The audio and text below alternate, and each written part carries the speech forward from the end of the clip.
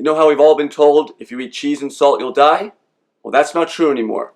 Now if you don't eat cheese and salt you'll die. Science.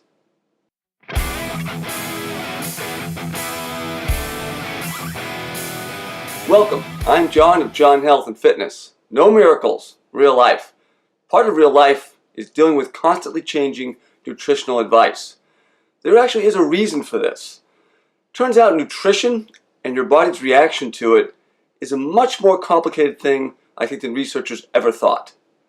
So not only do we individually respond to nutrients differently, and not only do specific nutrients have different effects on the body, but different nutrients from the exact same source can have different effects on the body. A recent study found that consuming cheese and yogurt was associated with a reduction in mortality for all causes.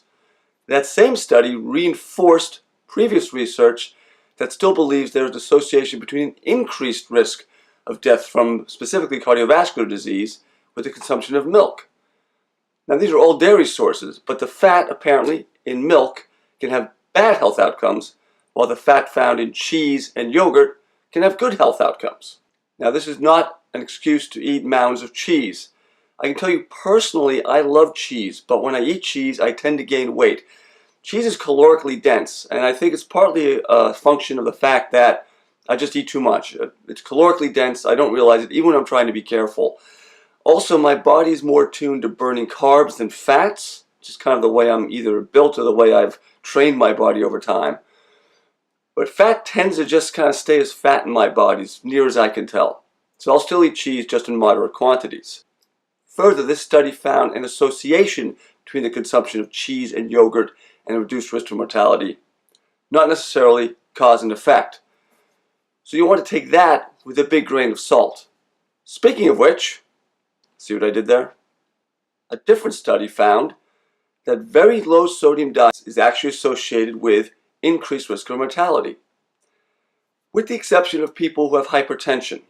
And even then there was some association with increased risks of mortality.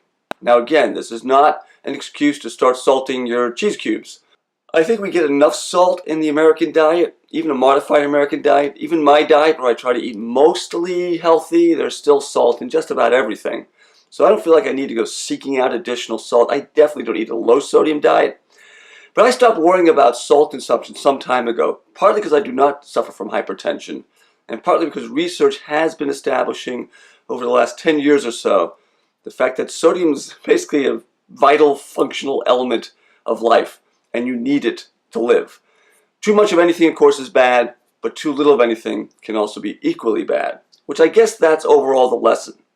So all things in moderation. You can take cheese and salt off of your "they're going to kill me" list, if you had such a list. Still eat in moderation and still part of an overall healthy, diverse diet.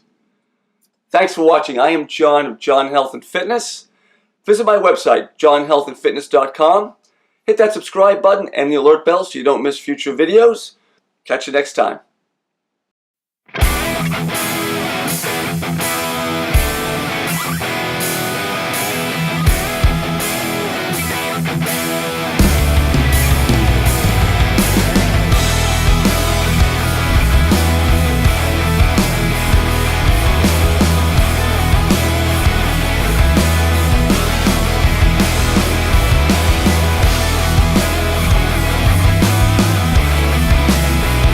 And not only do nutrients have a different effect on the body,